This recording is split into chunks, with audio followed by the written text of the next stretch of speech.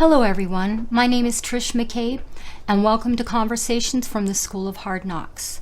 This is a podcast where people from all walks of life will be sharing their stories and the wisdom they have gained from their life experiences.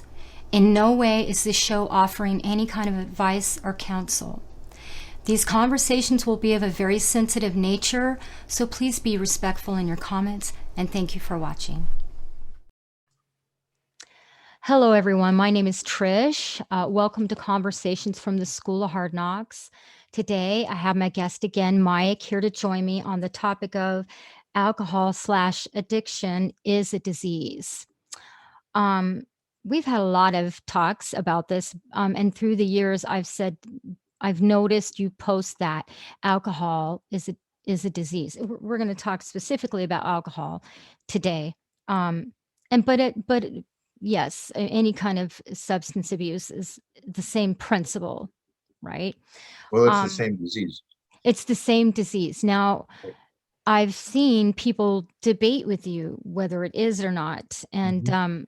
would you care to expound on that? Yeah, sure. I mean, there's science behind it. Our brains get changed.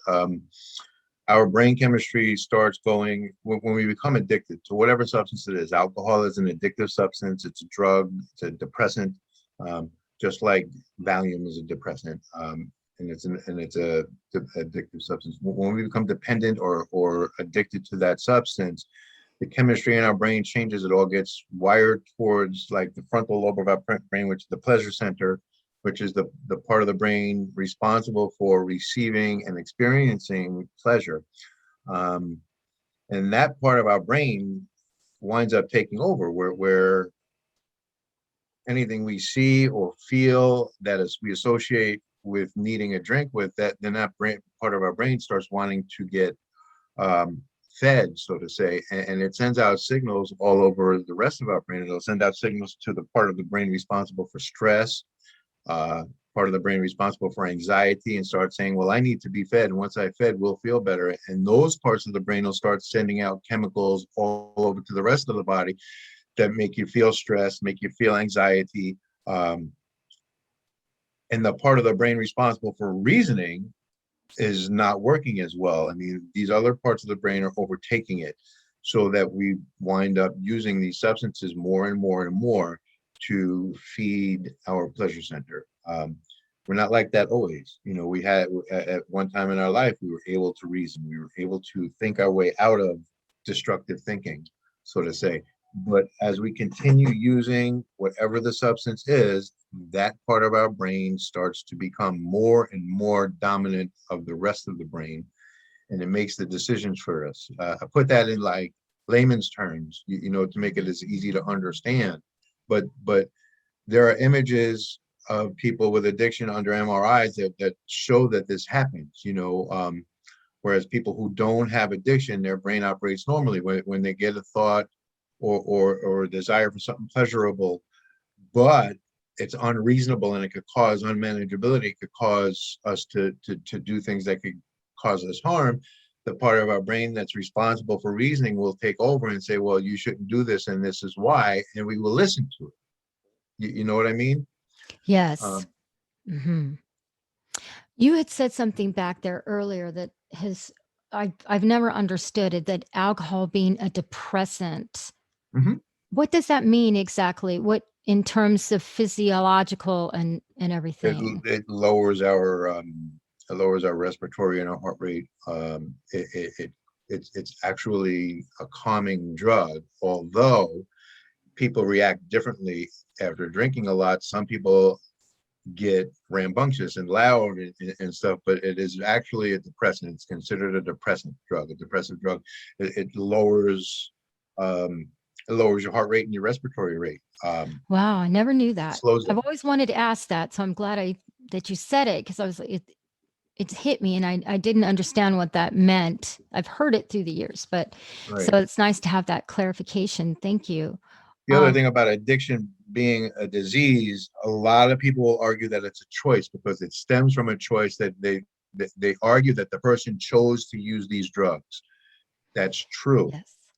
But a lot of times, um, people use these drugs and they made the choice to use these drugs because it makes them feel better from whatever situation their life situation is. But there are millions of diseases that come from choices. People don't just get HIV or AIDS. They make a choice to have unprotected sex or to share a needle with somebody, and they get the disease of HIV, and then it turns into AIDS. People don't just happen to get lung cancer. They made a choice to smoke cigarettes, knowing full well that they cause cancer, but they made the choice. But the cancer is a disease that's formed from the choice of using. So yeah, man, people make a choice to use a substance, to drink alcohol, to smoke cigarettes, to have unprotected sex, and they get diseases from it. It's not, one isn't worse than the other. Yeah, people try to say it's not a disease. I've Mhm. heard a lot of people say that, and I think that distinction is really important. That once you're addicted to this substance, you kind of aren't really making the choice. It's the substance is kind of doing it for you, I suppose. Being What addicted. happens in the brain just happens without us having a choice to change it, because the part of the brain responsible for reasoning is much weaker than the part of the brain responsible for receiving pleasure. And the part of the brain responsible for receiving pleasure changes the chemistry of the brain to where everything is geared to make that the dominant part of the brain, and it will send out signals to the rest of the brain. Our brain only works through electrical impulses and chemistry, and this chemistry gets changed in the brain of an addicted person. It's really hard to explain it so that people understand it, but So our wiring. once you take a drink and you drink all night or whatever, and you wake up in the morning, isn't it still in your system and it's still affected your brain, I would think. And Well, you're still kind of that's fuzzy, right?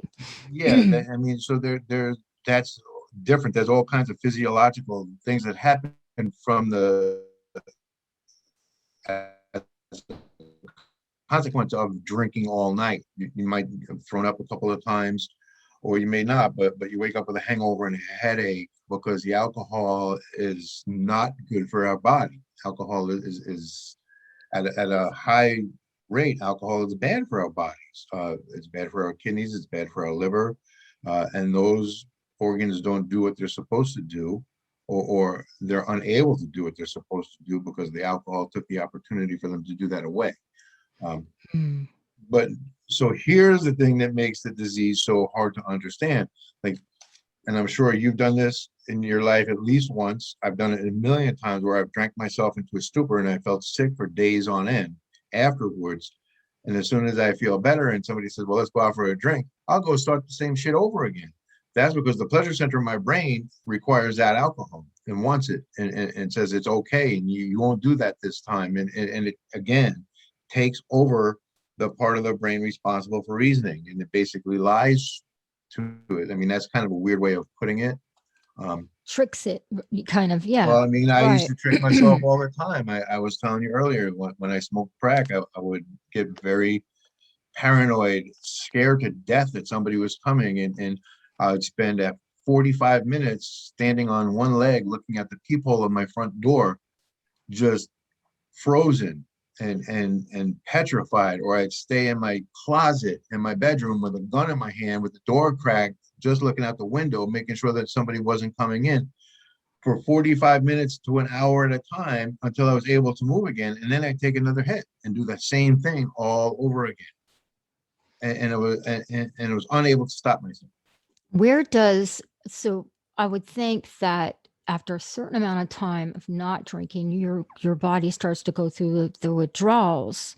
And Absolutely. that's a factor, I would imagine, right? Like Yes, the withdrawal we get factor. physically dependent. There's only like 3 drugs that we become really physically dependent on. There's more, but 3 that the dependency is horrible. Opiates or heroin, which you become physically dependent and you get physically sick if you don't take it. Not barbiturates, benzodiazepines like Valium, Xanax, and stuff like that. We become physically dependent on them. And alcohol, we become physically dependent where your body needs the alcohol in order to feel better. Two withdrawals are deadly. The benzodiazepine and the alcohol withdrawal can kill a person by going through it. Uh, heroin or opiate withdrawal won't kill a person. They'll get really sick and in a lot of pain and go through a horrible physical withdrawal. But the two withdrawals that could kill you are alcohol and benzodiazepines. Wow. And that makes so much sense. There's a That's difference why now you between need to. dependency and addiction. Like dependency is a Oh, physical dependence where your body needs it in order to operate. It all comes from the addiction and in your brain, but mm, there's a difference. Addiction is the disease of the brain. Dependence is your body's dependency on that drug. People confuse the two and conflate the two. I think that's the right word, where they say they're the same thing, that they're really not. I mean, because there's no real physical addiction to cocaine or crack, but it is so mentally addicting and drawing, and the craving for it is unbelievable compared to the craving for any other drug. Yet when you stop, your body doesn't go through physical withdrawal where it needs it. I mean, you'll feel sick for a couple no, of I didn't days know just that. because of what you did to your body from ingesting the drug, but you'll recuperate and you could go on, but the mental thing will bring you back to it. Heroin or alcohol, if you become physically dependent on alcohol and benzodiazepines, not only are you craving the drug mentally, but your body is physically needing it in order to operate. There are parts of your body that are breaking down because you're not putting that drug in your system. Wow. And so that's very, that's why when people want to get off of alcohol, um, it's best to to go into a facility. To It's go into safer detox, a to go medical into a detox, facility. absolutely. Especially if Yeah. I mean, I'm not 100% sure of this, but I believe it's a lot harder to become physically dependent on alcohol than it is like heroin. If you do heroin like 3 or 4 days in a row, that fourth or fifth day, you'll be feeling signs of withdrawal. Alcohol dependence could take years for some people. Hmm. Wow. Wow. I did not know that. Okay. So, this is the part I think that is difficult. What if you want to quit and you can't afford to get into a facility? What other They made ways it a can lot you do it? easier. Well, I mean, A lot easier. Yeah. I would, of well, course. for me, the best suggestion is 12-step meetings, either AA or NA. It's not easy, but it can be done. If you truly really want help and you want to stop, those programs will help you. They're not for everybody and they don't work for everybody. But if you are, what I find is if you're truly willing to stop and you're willing to do anything to stop, you'll take the suggestions that these people give you and you'll get a lot of support, which is what the most necessary thing is to remain abstinent. In my experience was the support I received from other people with the same disease, with the same sickness, just trying to get through the day without using. Um, like those programs, they don't push treatment on somebody. They push go into the program. Um, I believe the treatment should come first because you get educated about it and you also get that 30 or 60 or 90-day break dependent. I mean, I don't think 30-day treatment works as well as long-term treatment because I mean, most people when they get into to the point where they go to treatment, they've been doing this for years, and the amount of physical, mental, emotional, and spiritual damage that they've done to themselves doesn't get fixed in 28 days. They get steered in the right direction, but it's not long enough, and that's why a lot of people fail. I mean, I hate to put it that way, but that's why it doesn't work because it's not long enough, and the chemistry in our brain has not changed, and after 20 years of, feeling bad about yourself and going to the bar for a drink, you spend 28 days in treatment and you're supposed to feel bad about yourself and go to an AA or an NA meeting. It's not Yeah. I it's would not think feasible. also you have to function in society when you're trying to get well. That must be extremely difficult. So if you're Well, yeah. out of society and not having to deal with the daily stresses of just everything else that comes with life, it would make sense that you get a break from all of that so you could just focus on yourself and, Well, on all yeah, I mean, that. so I would it's think. it's more than a physical disease. It's more than a psychological disease. It's an emotional, it's spiritual. I mean, we have to like so certain types of treatment are called holistic, where they treat everything. They don't just treat the fact that you use drugs for 20 years and you're trying to stop using. They treat you holistically. They treat you spiritually, mentally, physically, psychologically, because those are all the parts that we've damaged. I mean, we can't just fix one. We have to work towards fixing all of them. We have to heal a lot of it, and a lot of it, it takes a long time. I mean, I went to treatment for 28 days and I didn't get clean right away. I got involved in a relationship, and same thing, man. As soon as I hurt, my feelings were hurt. As soon as I was angry, as soon as I was, whatever I felt that I didn't know how to deal with Perfect. feeling, because that was my problem. My problem, the substance was a part of the problem, but my problem was I didn't know how to deal with feelings. So as soon as I had any kind of feelings, I went out and used again, because the substance would make that go away. So you tell me, somebody who's used substances for 20 some odd years, 10 years, even 5 years, and caused the damage that the disease of addiction causes, and go to treatment, 28 days is not the cure, because we've hurt ourselves in so many different areas, and we need to heal in all those areas and learn how to feel feelings without having a substance make them better. To learn how to go through feelings and cope with them, and actually allow ourselves to feel something, and process it and work our way through it, without the You had substance. said before about that of you had been sober for several years, and it didn't. I think it was in your relationship with your ex-wife that you realized it was so much deeper than that. There were a lot of underlying things that were going on with you that didn't. Yeah. It took that long for it to occur to you because there's just so many layers to this. It Hmm. seems, yeah. Yeah. So I mean, I had been in therapy for years, and I don't remember, 14 years clean or something, 12, 13 years clean, when she had really touched on, as a child. I always knew it, but as a child, I didn't receive. I might have been different than a lot of children, but I didn't receive what was needed at that time, and my self-esteem was kind of chipped away at, starting at the age of 6 or 7, worked its way up. I was skinny, I was awkward, I was uncoordinated, I was annoying to my parents, and my brother, and all of this took a toll on me, to the point where, I sought outside myself to fix the inside. But it never did. It just numbed it and shoved everything, hid everything, so to say. and then, of course, we've talked about this before, but we live in a society that doesn't allow you to feel your emotions. You're always told Right. not to feel them. And so Right.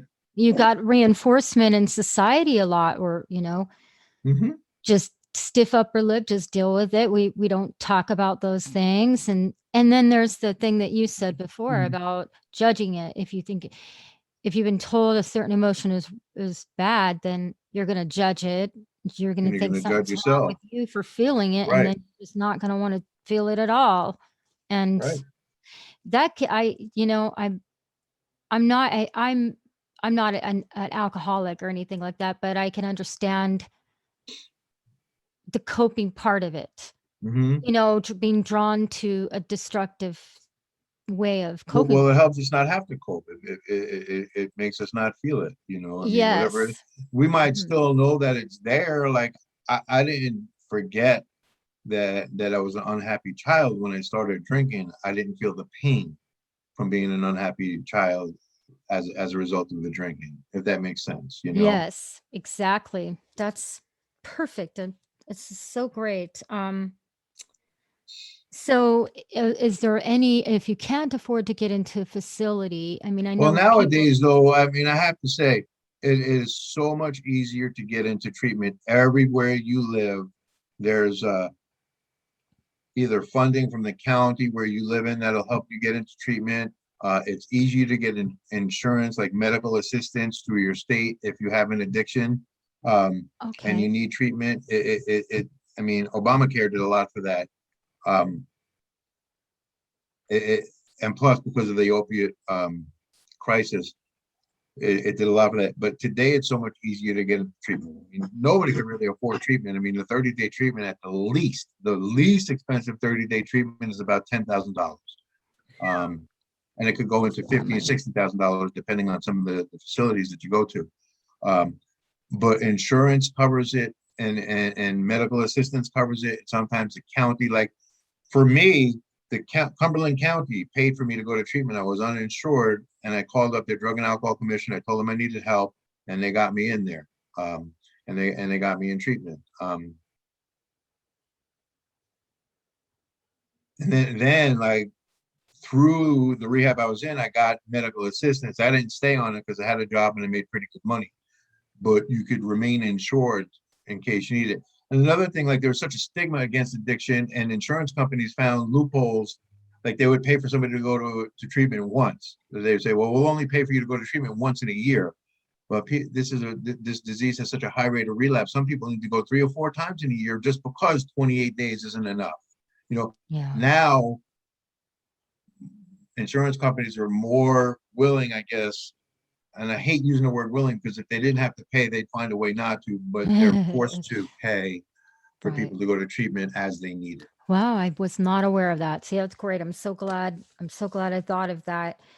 Um, is there any other pointers you can offer for people that do want to get well? Anything additional that you can think up off the top of your head that want to help I mean, themselves? the most important thing is to seek treatment. That would be the first thing that I would say. Okay. And the second thing I would say is, and it's just as important as seeking treatment, is to stop listening to yourself, because your brain is wired to lie to you. And listen to what the people in treatment are trying to teach you, and accept it. My problem in treatment was I thought I knew more than everybody. I never was sober a day in my life, and I went into treatment, and here's people with 10, 15 years clean and counselors with master's degrees trying to teach me shit. And I'm being a wise ass and trying to rip apart what they're saying, and that's because, but that's the brain of an addict. I mean, my mind wanted to stay sick. My mind wanted to keep using. So what better way, than to be a jerk in treatment and be that guy who knew more than everybody else. I ended up getting kicked out, but the guy let me stay. Being defensive. Well, I got up in his face. Yeah. All 110 pounds of me got in this like 200-pound guy's face, like I was going to do something to him. And he kicked me out. And I was upstairs packing, and it dawned on me, it's like, this is what you always do. Like, Your you pattern. do something wrong, and somebody calls you out on it, and instead of being accepted, you get up in their face and you get loud and you get them rambunctious and you get kicked out. Like I got kicked out of Jeff's house, the house where I lived with Jeff. That was like one of the first times I ever lived in a place for more than 30 days or 60 days in 10 years of living in Los Angeles, because I would not pay my rent, and somebody would like say, yo, you owe me this rent money, and I would get up in their face and get loud and get stupid rather than, understand that these people needed this money and I should have paid them, because that would have made me feel like a piece of shit, right? And who wants to Right. feel like a piece of shit? So I wanted to find a reason to put it on them. And I'm Deflect it. going, right. Yes. But yeah, he did let me stay, because he had come upstairs maybe 10 minutes, 15 minutes after I was packing, and I was crying. And I did say, this is what I always do, and I don't want to go. I need this. And he had the compassion to let me stay. And from that point forward in treatment, I was a little more accepting. And the point I was getting at is, when we go into treatment and things seem like, oh, I don't want to share a room with somebody, or I don't want to talk about this, or, he's trying to talk about my childhood and I don't know him and I don't want to talk in front of these people. That's the treatment that's going to save your life. That's the treatment that's going to open you up, to let some of that shit that's inside of you out, so that some good stuff could come in. So yeah, be accepting of treatment when you go there, because it's a really hard thing to be accepting of. It's not easy. Some places are different than others. Some places are not as nice as others, but they all aim to help. That's what their goal is to treat your disease, to treat your sickness. And usually by treating your sickness is by getting you to take a look at the thoughts and attitudes and behaviors that contributed to your lifestyle over the course of so many years, and to help you start realizing that there's other way of doing things. But we will fight that tooth and nail. That's amazing. And this is the work that you now do. I mean, so Right. how cool is that? You started Mhm. in one point and now you're on the other side from, so someone like you, I think, is particularly powerful because you're not just saying it as a studied Right. person. Well, You I mean, had and people with experience with addiction it, feel safer talking to somebody who had of an addiction course. than an educated person. But I became a better counselor through education. I don't know. Do you remember the band Thelonious Monster? Yes, I do. Yeah. Bob Forrester. He Oh, was okay. he was the singer of that band. Another thing you have to watch called Bob and the Monster. Bob and the He Monster. Let me write that down. Okay. So do you remember the TV show, um, the VH1 show Celebrity Rehab? Yes, I. He was a counselor on that show. Wow. Um, but Bob and the Monster tells his story. I mean, you remember that band was huge. It was like one of the biggest bands in LA, and his addiction was just unbelievable, and he destroyed his life to the point he was homeless, and he turned his life around. That documentary is about his life, and if that don't have you in tears, nothing will. But it's a really powerful story, and I get a lot from him. I mean, there's a part in it where he talks about somebody in treatment, and it kind of talking about me, where he says, "Look, man, like you're here, you're either homeless or you have everybody in the world angry with you, and you have nothing, and yet you're fighting tooth and nail with everything you have to hold on to the sickness that puts you where you are. And that's the one thing that you have to let go of. And that's how messed up our thinking becomes. It's not like we know that we're just trying to hold on to a little piece of ourselves that we need to let go of, because that's what's the sick part.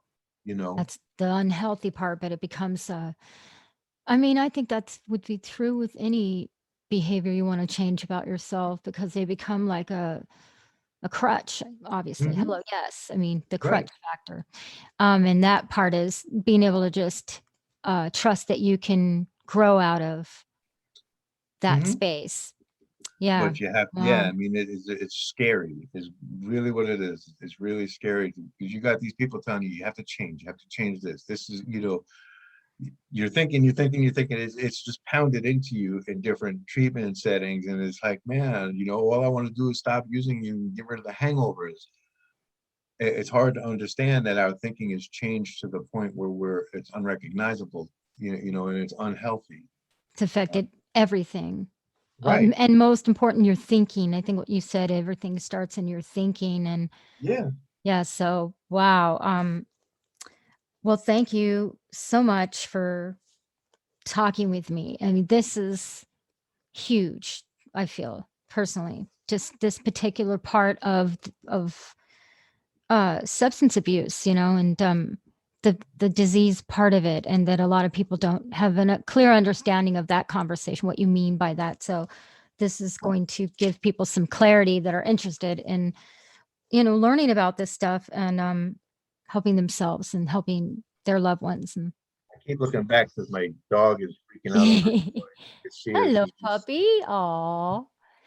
But but well, thank you so much. And again, I always say at the end, if you want to come on again, if there's anything you want to talk about that you feel anytime, like, Trish. you know, something occurred to you, hey, maybe that might be something I would like to share with Trish and with the viewers and stuff. That would be great. Absolutely. You're always welcome. I know that I probably will sound overzealous, but I really admire you. I think it's incredible how much you've overcome and to be who you are today and help people overcome this. And bless you for that. I mean, for And that I'm one work of that you 23 do. million people in America that live in long-term recovery from addiction. I mean, it happens when we just become willing to say that my way is not the way. I need another way, and then we remain open to that. Sorry, I'm like Awesome. getting dragged by my dog. All right. Well, I look forward to talking soon. I really would. I Okay, enjoy Trish. doing this with you and talking with you. It's just also helping me Anytime. because I have a I got you. family with it. So this is very much helpful. Thank you so much. Well, good. And I look Anytime I forward can. to talking soon. Okay. Okay. Take care of All yourself. right. See Thank ya. you. Bye bye. Thank you, everybody, for watching. Bye bye.